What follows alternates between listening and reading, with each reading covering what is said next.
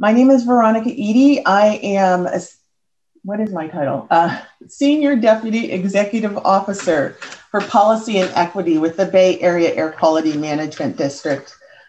We are really fortunate to begin this evening with an elected official. We have today California State Treasurer Fiona Ma, who's going to give us a few words. Fiona Ma is the 34th state treasurer of the state of California. She's the first woman of color, and she's the first woman certified public accountant, CPA, elected to that position. California is the world's 5th largest economy, as some of you may have heard. I certainly have. Treasurer Ma is the state's primary banker. Her office processes more than $2 trillion in payments within a typical year and provides transparency and oversight for an investment portfolio of more than $90 billion, approximately $20 billion of which are local government funds. She's also responsible for $85 billion in outstanding general obligation and lease revenue bonds of the state. So she's really the state treasurer for what is tantamount to a country. Treasurer Ma is a member of the State Assembly from 2006 to 2012, serving as Speaker Pro Tem from 2010 to 2012. She built a reputation as a solution-oriented public servant and was adept at building unlikely coalitions to overcome California's most complex problems. Some of those problems we're going to be discussing today.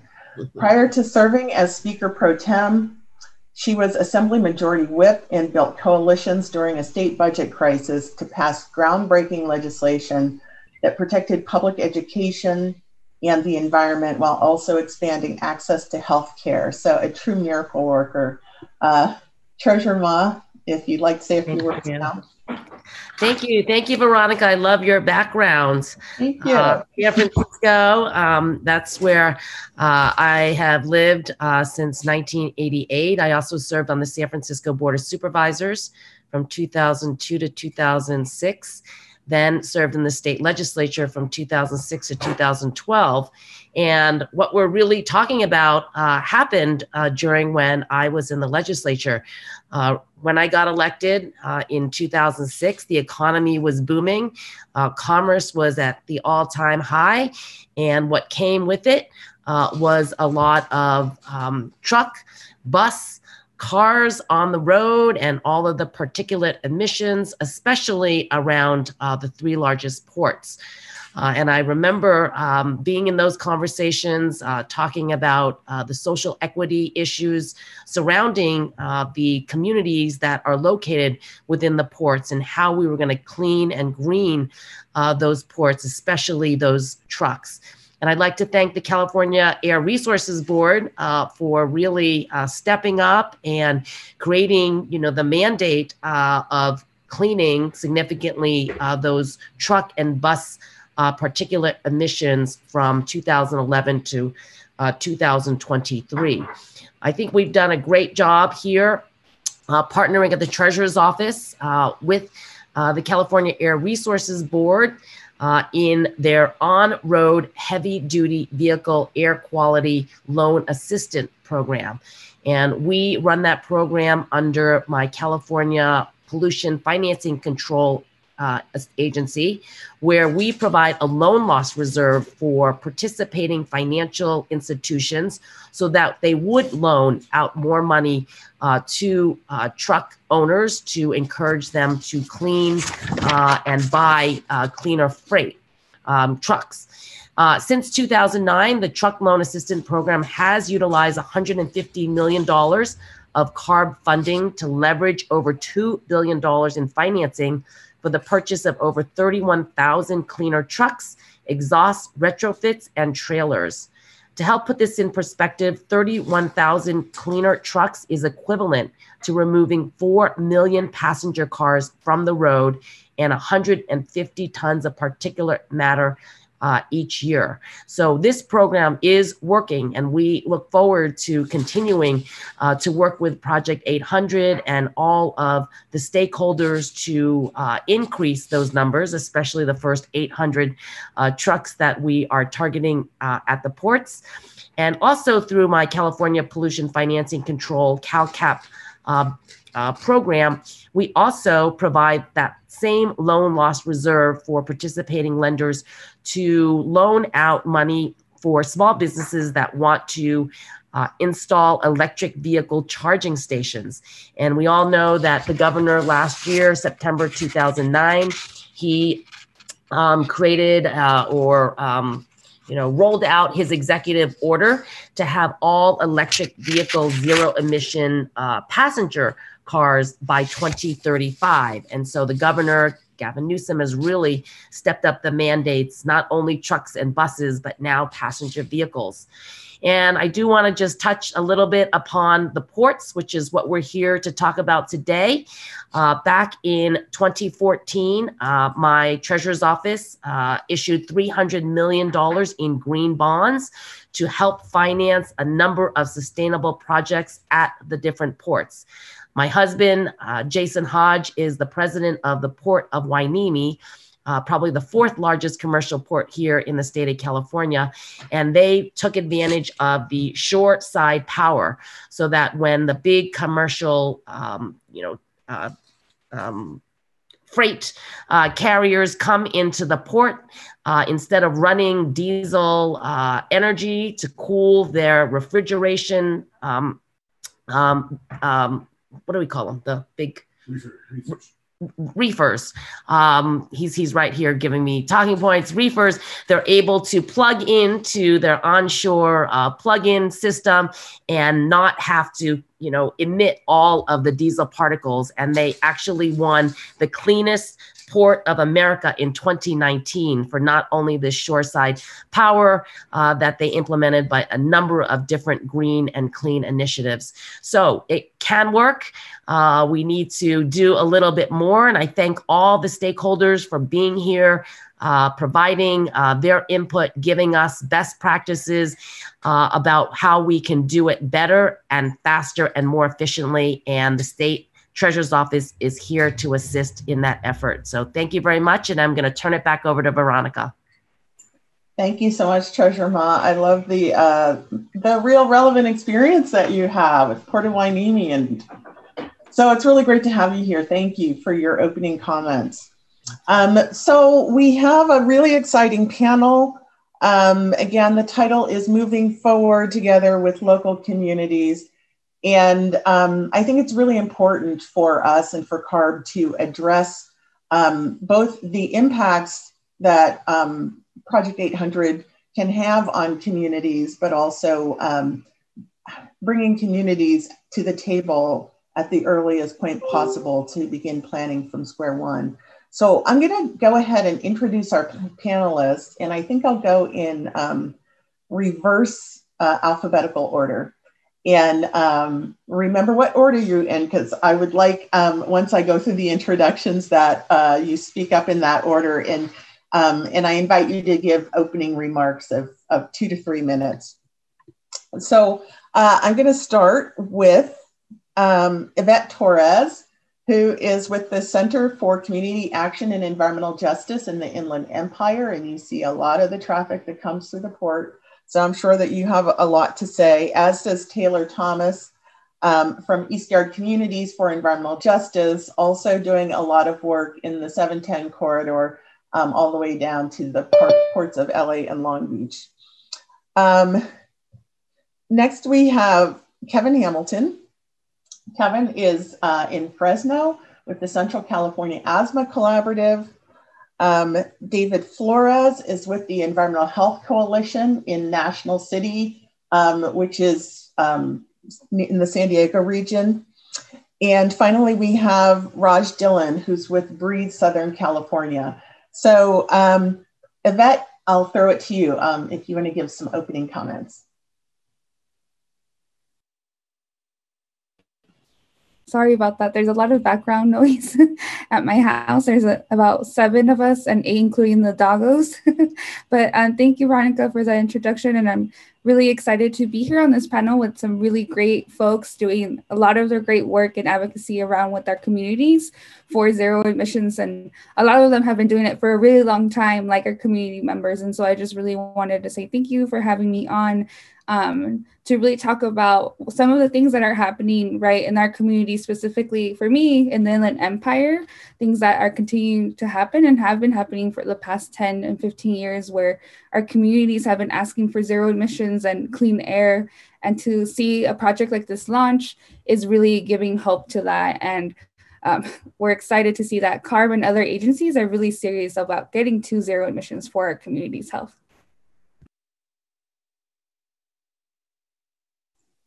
Thanks, Yvette. Taylor?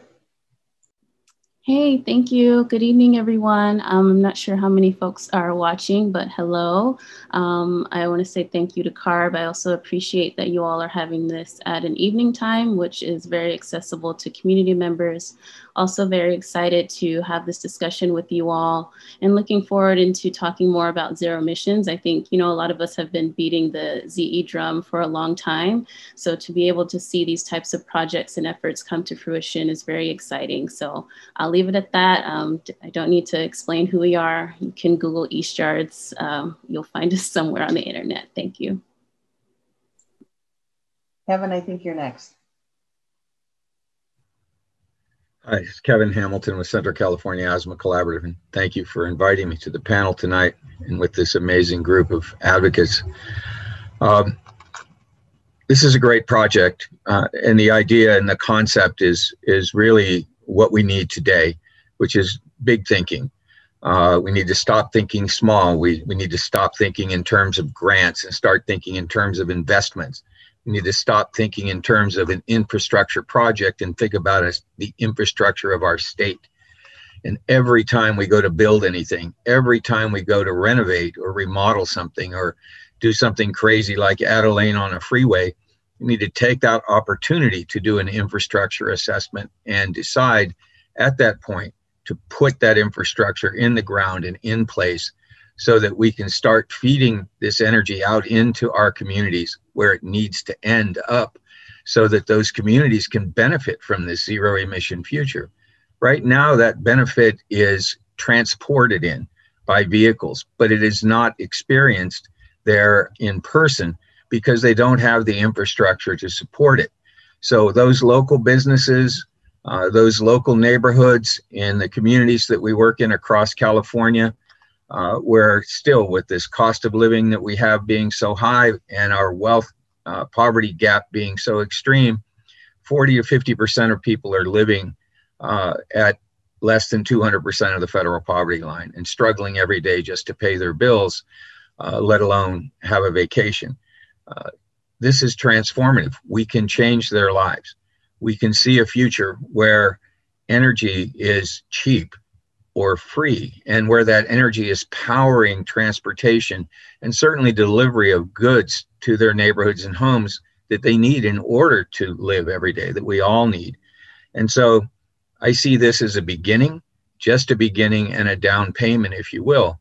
The frustration is still that each one of these projects will come out and the likelihood of it bringing together even two agencies to leverage their funding, let alone the 6 or 7 that at any given moment will have funding similar for similar activities, is still very small, despite the governor's leadership there. So we need to work harder and think smarter and be better at leveraging all the assets that are available, whether it's the treasurer and the state putting out bonds, as we're just spoken of. And again, when we think about ports, we have to think about that interconnectivity to the Inland Empire, to the southern and northern San Joaquin.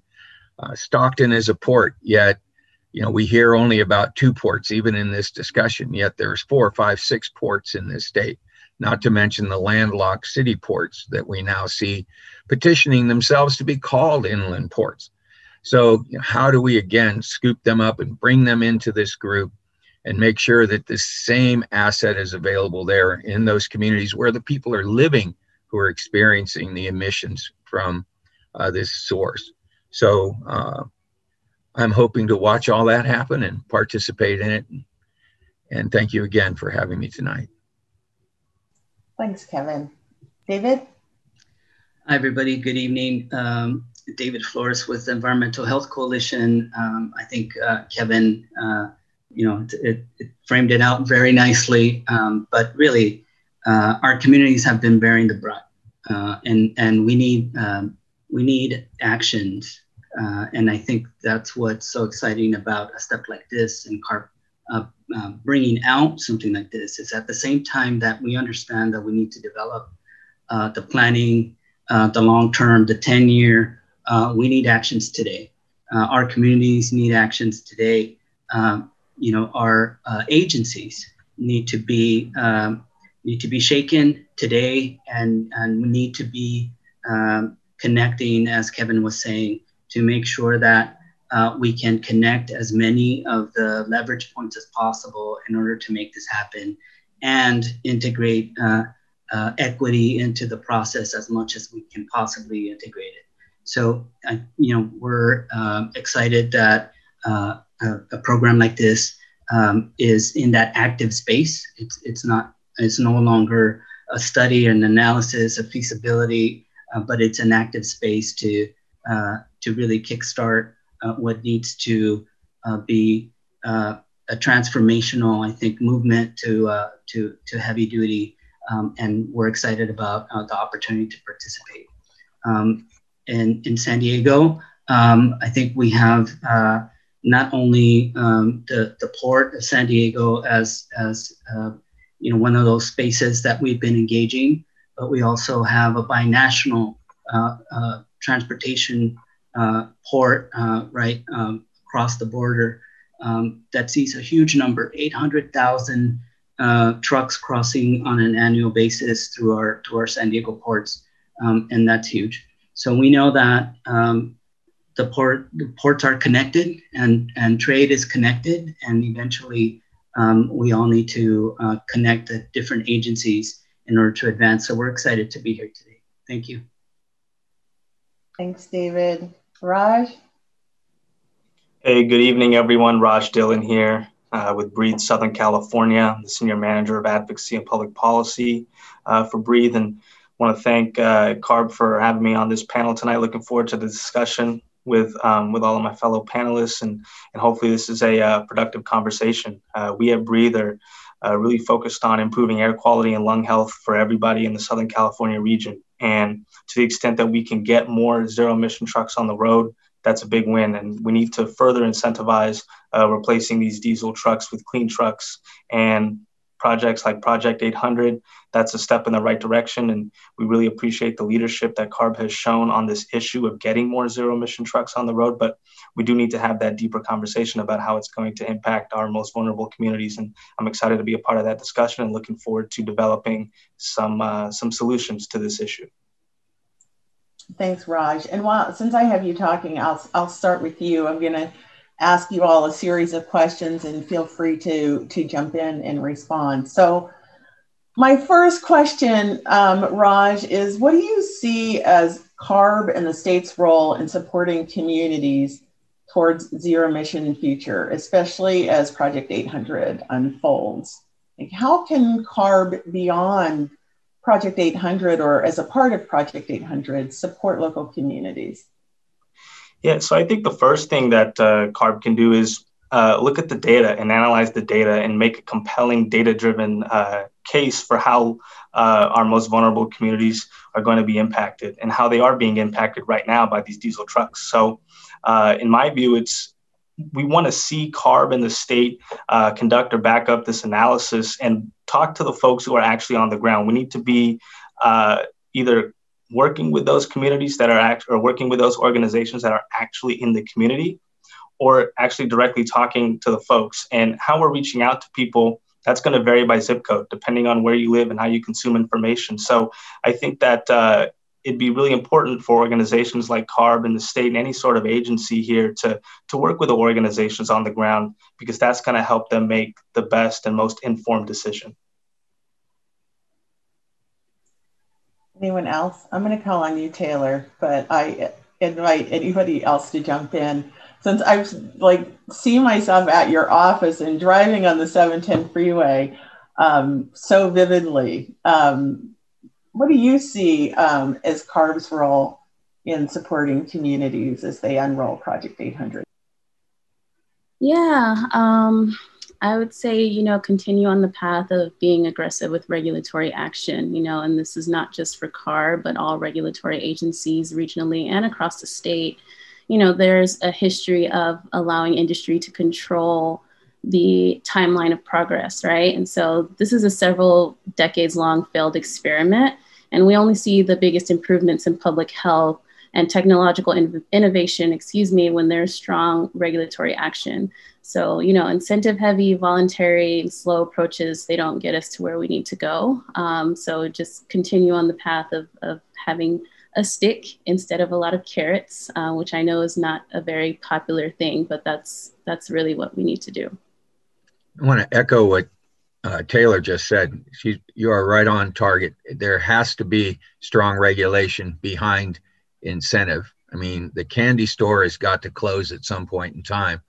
So if we don't set that point in time ahead of time, the most successful initiatives Carb's ever had is when they put, say, a 5-year tail on incentives and say, at the end of this point, it's done, folks, and everybody has to do it. We get the loudest screaming, of course, at that point from the industry, but the change actually happens. So we've poured, what did I hear, $3 billion out of Carb alone, into these industries over the last 8-9 years. How long are we going to keep doing that? So we're going to think about this as an investment in the state's economic future. The state needs to make that investment as an investment out of its own money, not out of the greenhouse gas reduction fund, not out of money that should come to these communities to create health solutions and solve other problems, housing. But this money, go biz, you need to just go and invest in these businesses, call it what it is, and expect your return to be in the economic growth that we'll see happen because of this, and the dividends that'll be paid in the health in these communities improving, creating the strong workforce that everybody talks about we need first, which is, of course, not true. We need a healthy workforce before anything else. So let's invest in this. We keep playing around the edges here. Let's jump in the pool. Yeah, I would echo that. I think we need strong leadership and collaboration that supports our most impacted communities and focuses on actions and early actions. I think what you're hearing from us is that we're done with studies, analysis. We need actions. I think through our experience at EHC, and I know others may agree, we have identified that there's a current capacity gap. Ports, fleets can't get there. They can't get there by themselves or by only doing one tenant by tenant approach. Right now, between now and the time that the Advanced Clean Fleet Rule gets to Carb, we need strategies and actions for today. These next 2 years are going to be critical. I think we understand that there's gonna be a need to look at longer term plans, but our communities need those actions right now. So the state maybe needs to step in a little bit more right now, figure out where it can facilitate short-term actions that are needed, and find maybe the right suite to help advance faster and be, again, helpful in those snag points of everything from authority to how do we get existing tenants moving in this same direction for ports or for fleets, right, that service the ports. So we need that leadership. The lack of organized on the ground actions, right, and we can point to infrastructure as being a big one. That just needed to happen yesterday. And so we need somebody to step into that space because it's urgent. So I think we agree with we just need to move leadership faster into those spaces. David, Yvette, did you want to add anything?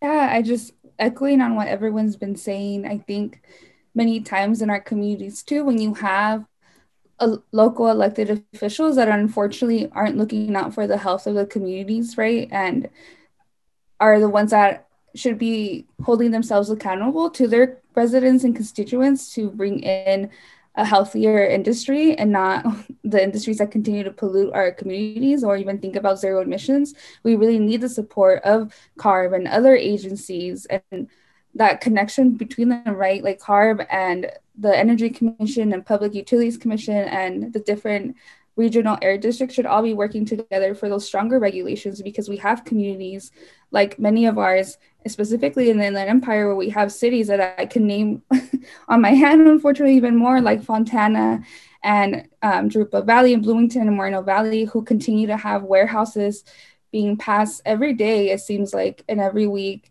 because the elected officials want to support the industry and don't have that same, idea of moving to zero emissions. So when we have a car moving in that direction with those regulations saying, hey, we need to move in this direction, then that's what really is protecting those communities.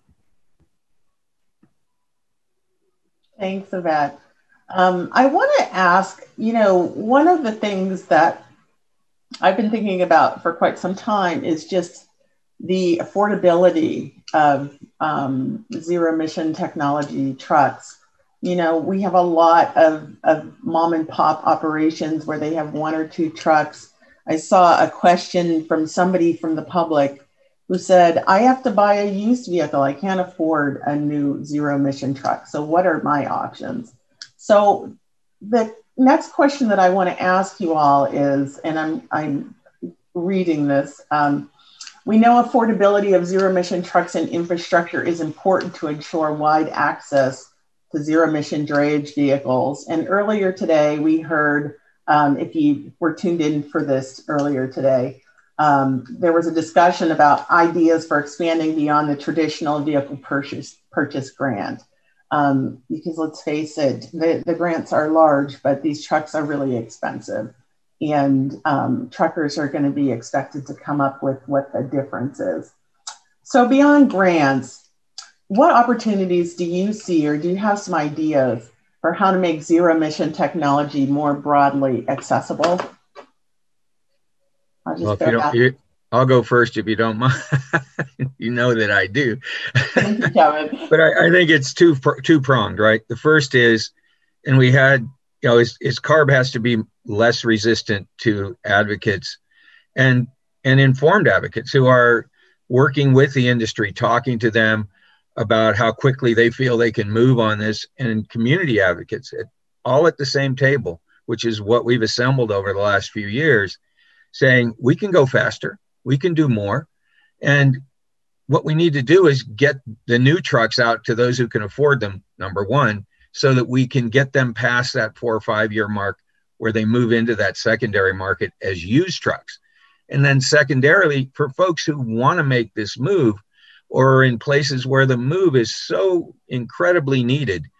Again, I'm thinking about towns like Huron and Lost Hills out here in the San Joaquin, where we have oil reserves or we have mines still working, things like that, big ag, where trucks are moving every single day, but they don't leave the valley. They just move back and forth between the freeway and wherever they are. We need to figure out, again, is this an investment? If it is, well, then we need to help these folks make that investment with low or zero interest loans, with long forgiveness payback periods, so that not only can they take advantage of these programs, but they don't have to be impoverished by payments moving forward. So whatever structure we need to have in those loan instruments, let's make that happen. We've proven it can be done with the experiments in EVs, with the SIVA project, which here is going really well. This can be done with trucks as well. Why aren't we doing that? Let's get it going. Thanks, Kevin. Anybody else want to jump in on that? Yeah, no, I agree with Kevin. I think new and helpful financing structures are going to be necessary. And something else that that I've had some experience with is the use of federal new markets tax credits. And I think not enough is being connected. So these new markets tax credits can help facilitate very difficult financing projects. And I'm thinking If we expect small operators or individuals to also have to install the charging infrastructure for their vehicle, that's going to be a big challenge. But if we think creatively about how can we use a financing mechanism like this and leverage it locally to build a regional charging hub that maybe also has some workforce development component, right, as part of that, and education, so we can begin to really think creatively about how we use the existing land use. If it's only an old way of thinking of a hub for parking trucks, well, maybe that can be 3 things or 4 things, right, that would benefit those communities, and can also bring in additional services as a part of that development project. So again, I think agreeing with Kevin on the need for new financing for the purchase of vehicles, but also the need for new creative thinking on land use development to make that do more. We can't just build a big parking area for trucks to charge overnight. It needs to do more in communities. I just wanted to add on to what Kevin and David have already mentioned, bringing some great ideas to the table. And another one that we really need to consider, or something that I would really like to see the state get more involved in, is that public-private partnership, and trying to get more of these trucks out there and available for folks to utilize. And the other thing is, and we might need to consider an additional funding stream, whether that's something to put on the ballot, whatever it may be, and we'll have to, maneuver those political waters if we need to. But just always trying to come up with some solution to this funding issue, because that is a major barrier for the smaller owner operators.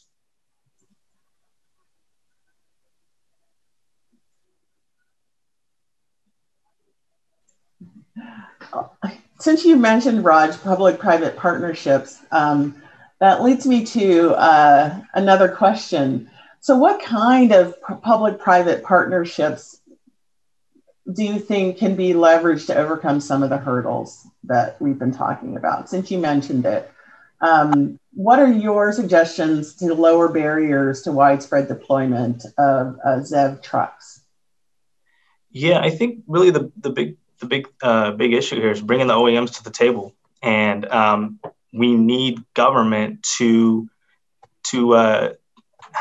demonstrate more leadership, as David was talking about earlier. He mentioned a couple of times. We need strong leadership on this. So what we need to do is have leadership from the ports, leadership from Carb, AQMD, all these different agencies come to the table with the OEMs, and we can figure something out if the OEMs are actually serious about addressing this issue. Does anybody else have any thoughts on that public-private partnership? Kevin, I see that you've got your mic open. And then I think I am going to come back to Yvette and Taylor to see if they want to weigh in on this. So I think this is a huge opportunity for them to get in on the ground floor. I think the majority of them that I've spoken to and that colleagues of ours have spoken to see that they're completely open to this. They see this future. They agree with it. For them, it's now they're just talking about timing. And so how do we help them with that timeline? How do we help them overcome that? Because they understand that these vehicles cost less to operate, that which saves them money. People don't understand, I don't think, how much they pay for fuel. They could get off that and get on, say, electricity, which costs 25% of what fuel costs. They could bring their rates down and be more competitive. So they're very interested in that. When we're at the table with the industry folks, you see Ford and Caterpillar and Volvo sitting there at the table every time in the conversation and not saying no anymore like it was a few years ago. So I don't see that as a problem. How do we get our utilities more involved, though, especially the local utilities in the various cities? We have a lot of regulation that we can put on the IOUs, but let's face it, they've got to deliver this energy to these communities. So how do we, bring those municipalities, cities that are small utilities without overburdening their ratepayers? So again, this comes back to the investment side. We need private investment. We need people like Beneficial and others who, are really thinking big again for the country. Let's innovate this new group of political leaders who we have a California contingent now. Let's get them involved. Let's get some federal money in this, as was said just a few minutes ago by David. We need to get that. Let's get those federal dollars in here and start matching these state dollars up, and not leave any money on the table, and get some new money in here. Again, that money can go to these private businesses too. There's plenty of money there through other departments at the federal level than EPA. I think we tend to think about EPA's got the money, but that's just not true. There's 11 other agencies. They all have money for these kinds of things, and we need to see that money come here. Thanks, Kevin.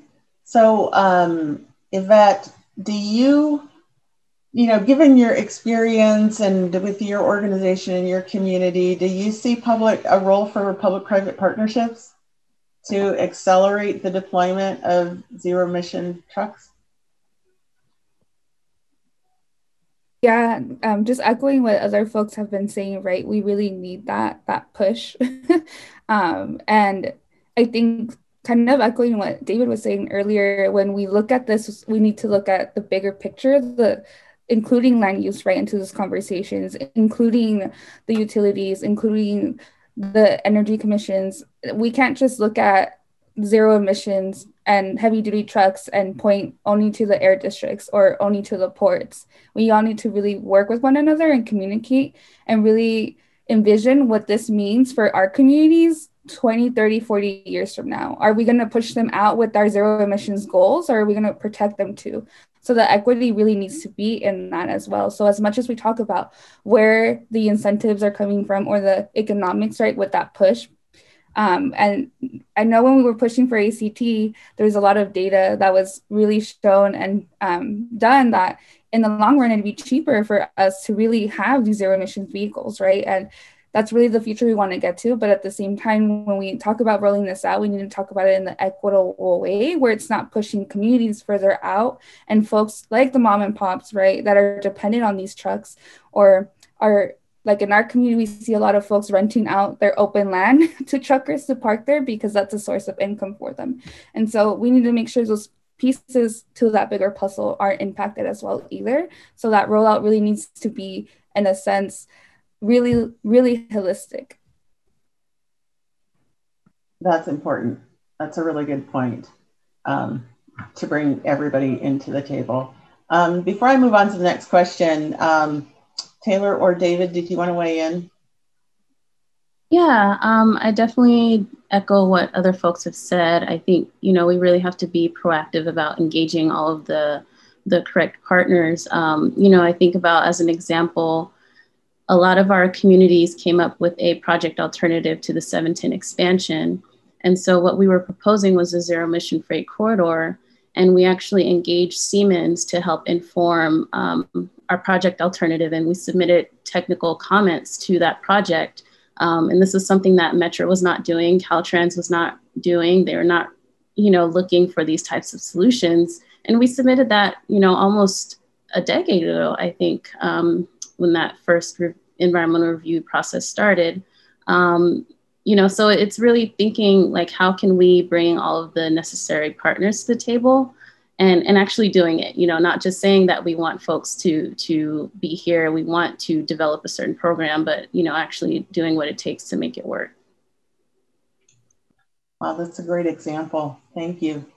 David, did you want to add anything? Yeah, I think, agreeing with what others have said, but also adding, we need to create the space. The space needs to be created now.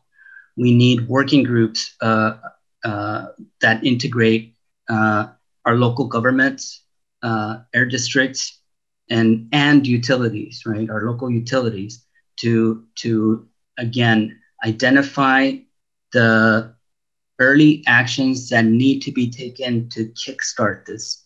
So, our utility needs to connect with the port and needs to bring in the local government in order to identify, with the existing capacities that we have right now, what are some of the best locations where we can look at considering infrastructure and getting these in as quickly as possible. Again, I think there's huge opportunity to be able to identify spaces in communities, right? Land use that is maybe not is being a little bit underutilized, to be more proactive in this space, and work to either facilitate process or facilitate funding to leverage as much as possible. Great, thank you. I want to pivot a little bit and have us talk a little bit about awareness and education. So building awareness and education of these new technologies has got to be key for meeting this 800 deployment goal, while simultaneously increasing residents' access to cutting edge educational and job opportunities, really. I guess this is part of the just transition. What types of support would benefit your communities in making this connection? And maybe some of you are in your communities doing already education and awareness around new clean technologies. What types of support would benefit you in that? And are you doing that, building awareness already? Raj, since your mic is on, I'm going to go to you. Yeah, I think a lot of the folks that we've talked to at the community level, a lot of them are already aware of the issue and have their own ideas on how they want the issue to be addressed. And I think it's a matter of the public is eager for some action. They want to see something. A lot of the goals and objectives that we have, it's like this date down the road, 2035, 2045, folks want to see the difference now. They want to be able to look outside and breathe clean, go outside and breathe clean air. They don't want to wait 20, 30 years for the air to be clean. And so we need to have the long-term vision, but also have some of these short-term benchmarks. And the other thing I just want to add here is really one of the more important factors here, this underlying issue is confidence in government. So when we're talking about education and awareness and people hear, oh, this government agency is doing this and this government agency is doing that, they want to be able to have the confidence that their government is actually looking out for them and is actually going to deliver on these issues that are important to them. So I think that we need to make that a bigger part of this of any conversation when we're trying to address the inequities in our communities. So in the San Joaquin Valley, I just want to mention we have built a group called Civic with 7-8 other partner organizations in an effort to move this agenda forward.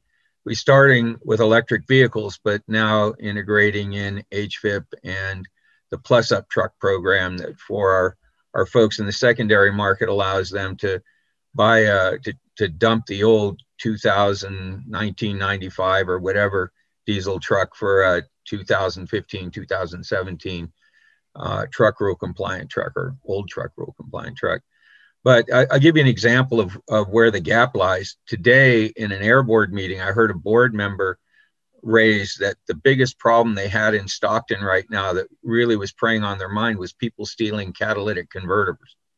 And instead of thinking in the terms of, which is a problem, certainly for the people whose cars are essentially destroyed and who need to get to work in those communities, but instead of saying, why don't let's work on a program to get EVs into into those households, because EVs don't have catalytic converters, so no one can steal them, right?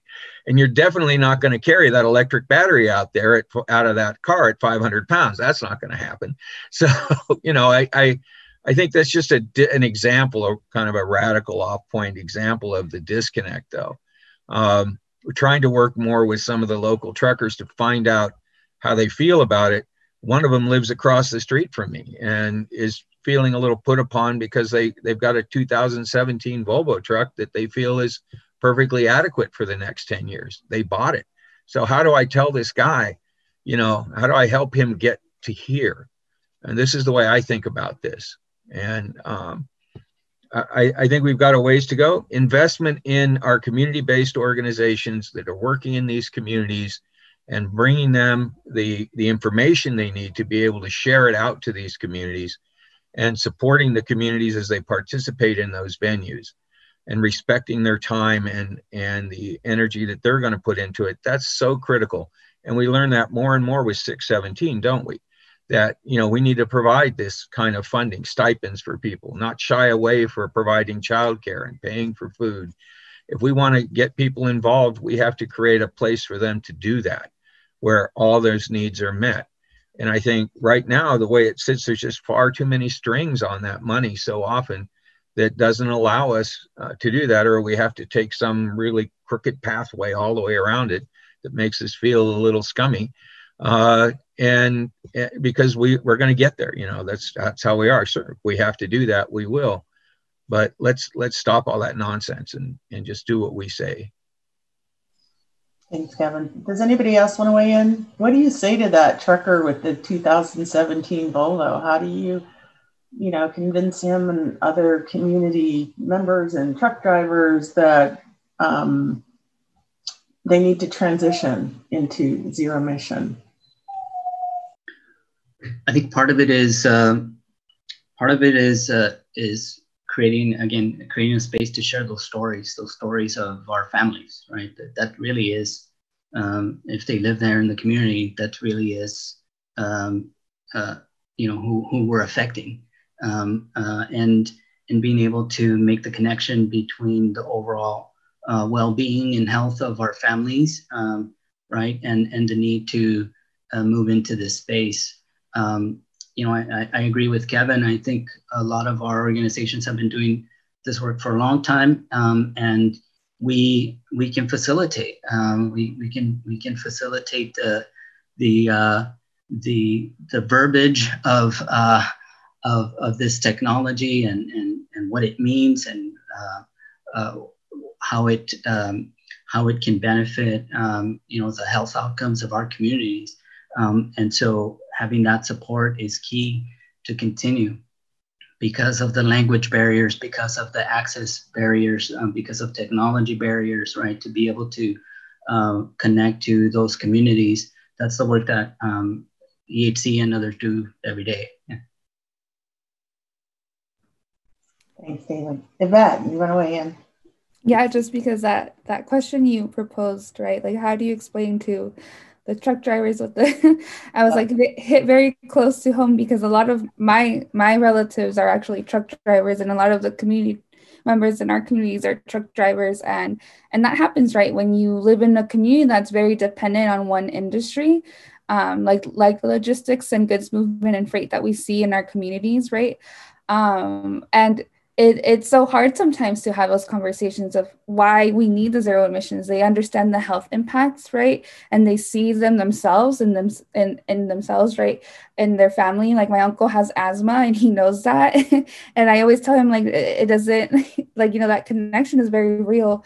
But it is really hard and a little bit frustrating for the community members, right? And us, the advocates, when the industry has that hold so tight that it convinces community members sometimes that that's the only option. And that's where we really come in with the education. And our community members are so intelligent, and they know the zero emissions technology is coming and they want it, right? But they also understand the reality is, if it won't happen, if it's not a holistic shift, right? If we can't have that just transition on all fronts, like specifically for communities that are very dependent on this, and it's a little difficult for them to really want to achieve that. And even when it comes to like grant programs and incentives, sometimes communities don't even know that those exist, like the ones that are currently run, right? They're like, what, there's a grant program that I can apply for a used or new truck that's ZEV. Or a used truck, right, that has lower emissions. Like, I didn't know about this. And I think that's something that a lot of folks come to realization. We had a AB 617 meeting where we were looking at the Carb Mile funds, and a lot of folks were like, what, the Inland Empire doesn't get enough applicants in? Like, who knew? Then we need to bring more awareness to this. It's like, how do we have those conversations instead of really competing with one another in different communities for funding, but really having that support that we've been doing statewide, right, to really bring that education to our communities. And they know it, and I think they're ready for that zero emissions, but they need to hear that from the industry as well, and our local electeds, right, that we're ready for that shift on all levels. That's great. I just wanted to add, sorry, Veronica, I just wanted to add to what Yvette was saying about the, sometimes folks are not aware about those applications and those programs. And then on another note, sometimes they are aware, but it's just too dang complicated. And they have to go through all the paperwork and say, I need this and I need that. And like, it's, we need to figure out a way to simplify and streamline the process.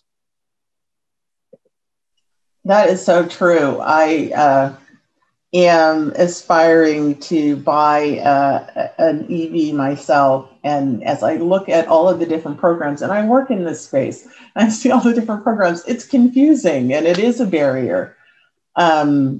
So the programs that exist need to be simplified. And I think that there needs to be more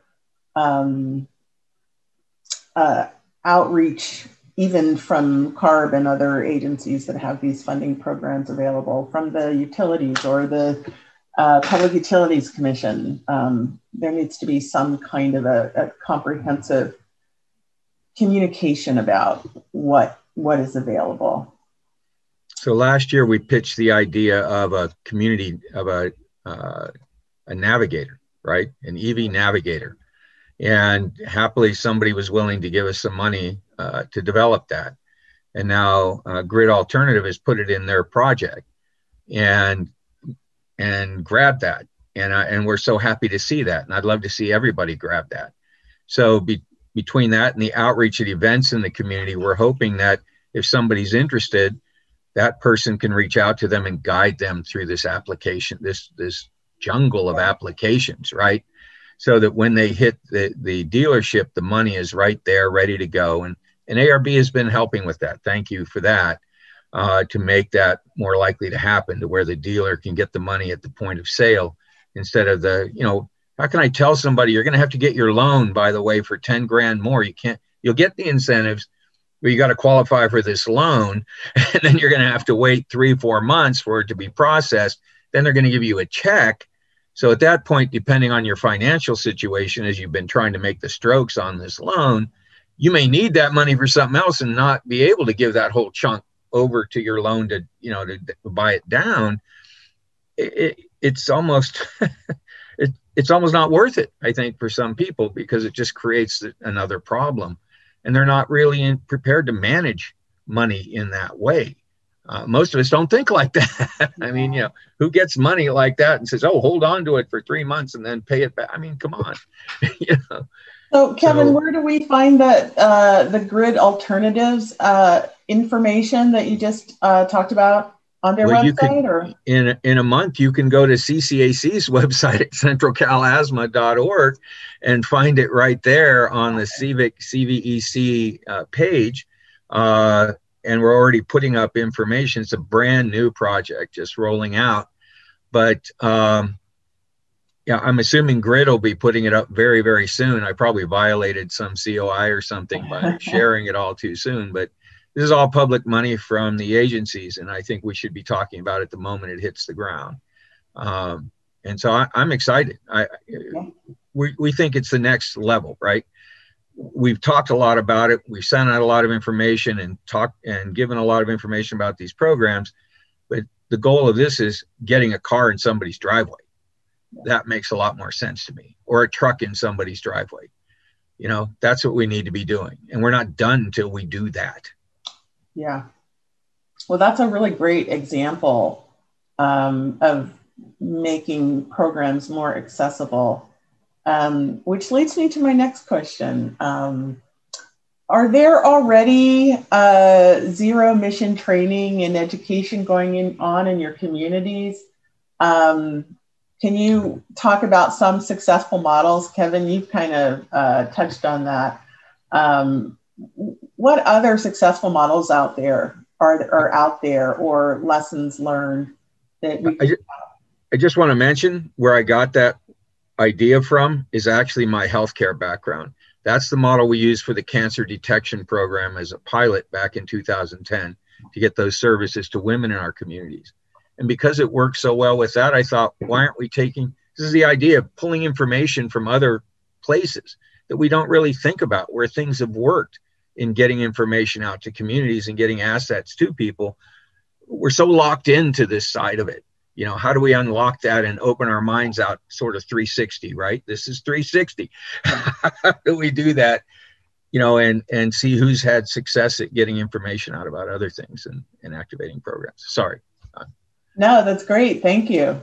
Are there other models out there? I like how you reached into another program, unrelated program, and were able to replicate a good model. I think we need to be thinking that way. Can folks think of other models, or is there already training and education in your community? What does it look like? Are you talking to those truckers, David, in National City with all of those trucks parked on the streets overnight and things like that? Is that an opportunity to do outreach, or do you have other models that you've used? So we were planning to do that, I think, as part of our AB 617 prior to COVID, and trying to really talk to the drivers in the community and get more both information out to them and raise awareness of the programs. We haven't been able to. And that's one of the things that we really want to engage in quickly, as soon as we can physically, get in and talk to people. But I'm not aware of very many programs. I think there's a pilot that started in San Diego, barely got funded. I think last year to start EV training, but eager to hear if there's anybody else that's doing anything else that can help.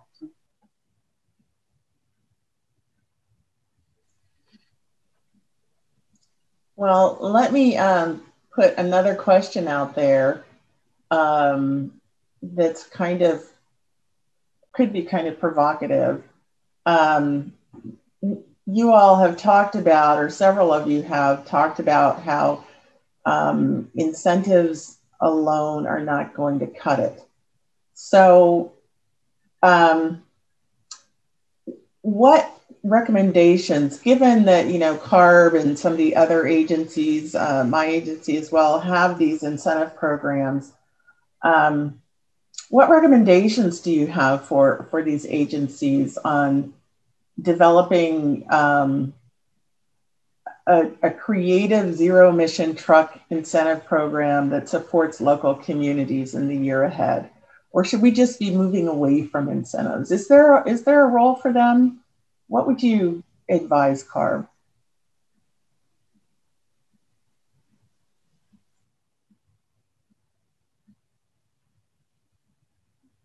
Well, I think there's still a role for incentives.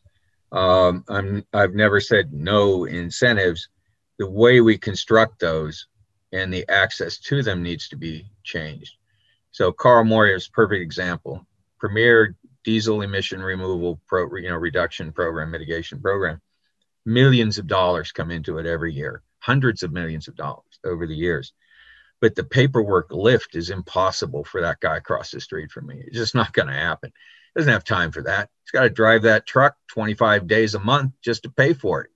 So, who's going to do this paperwork? Agencies have said, we'll have somebody here to help, but it's still very complicated. And the record keeping, which they already do a ridiculous amount of record keeping, now they've got something else they have to keep a record about. So we've got to simplify that. I know we have to be careful with the people's money, the state money. I get that. But if we're going to take risks, this is the direction we should take those risks, is to help these people out. That's what I think about that, at any rate. Thanks, Kevin. Taylor, since you were the first one, I think, to mention like a suite of regulations that needs to go with incentives, what are some of the things you think, or do you have anything specifically, or any examples that you think might be effective? Yeah, I think we're of the position that all public dollars should go towards zero emissions. It's for us, when we want to address a problem, we need to address it at the root. And this is important because what will work for one community will not work for another community, right? So what will work for Kevin's area will not work for my area, and that's okay. But we've seen that it's really possible to craft policies from the ground up when you engage folks up front early, and really, get prepared to roll up your sleeves and work together to do the work to craft something that will work for everyone. And just like, going beyond maybe the scope of this question, I think about, specifically around this push for renewable natural gas as a bridge fuel, right? And so I'm thinking like, yes, it reduces NOx and diesel emissions, but what supporters always fail to mention is, one, how expensive it is, and how it will require an increase of use and expansion of fossil fuel infrastructure in communities like mine. So those of us with fueling stations, pipelines, storage tanks, refineries in our backyards, we know all too well the risks of investing in false solutions because we live them, right? From the emissions to the leaks, fires, explosions. We can't claim to be solving one problem while creating a lot of other problems at the same time, right? So that's why we believe in putting all of our investments in zero emissions and listening to the needs and wants of frontline communities, right? Not paid actors, not elected officials, not industry goons, but the people who live pollution burdened realities every single day. So in summary, all public dollars we will want to see go towards investing in zero emissions. Well said, Taylor. Does anybody want to add anything? Yvette, can I put you on the spot? No, I'm like, not after Taylor just gave that great. I know, right? So eloquently. But no, I agree. I think when we say like enough on the incentives, I think we mean to the industry. And it's that transparency, right? That we also have issues with sometimes, that we don't understand how much is going to the industry to incentivize them to switch to zero emissions, because the community is ready and we're ready. California wants to be the leader, right? But we really need to put in those legislation pieces, right, that are coming locally. Like Taylor was saying, our communities are all very different yet very similar, and so we really need to take a look at that. We saw what happened with New Jersey and their bill, right? We want that in California as well. We want a bill that will help stop communities that have been overburdened, right? And really say, we have reached a point where enough is enough, and we need to move on to the visioning and the moving forward of cleaning up that community, right? We want that visioning of moving forward. And so I think that's kind of where it comes, that, that frustration comes from sometimes from the community and the advocates. It's that we see these incentive programs and we don't see the results, right? And sometimes we feel like they're being pushed, next 10 years and the next 20 years, when we really want them now. But I think something like this, right, like this Project 800, where we're like, okay, this is great because it surpasses what we thought was possible, and we can keep surpassing that when it comes to zero emissions. So thank you.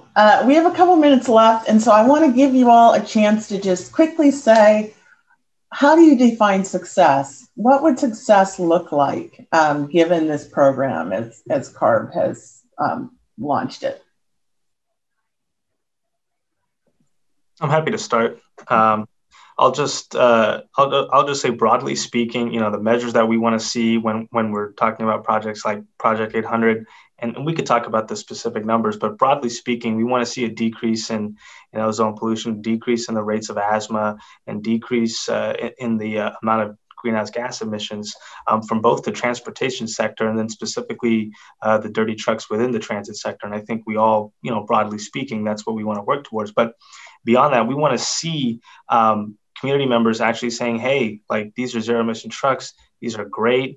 And we want to see folks that are happy with the technology that's being invested in their communities. And so hopefully, folks will have a better overall experience, whether they're utilizing an electric bus or seeing an electric truck instead of the dirty buses and trucks that we're seeing on our roads today. Thanks, Raj. Anyone else want to jump in?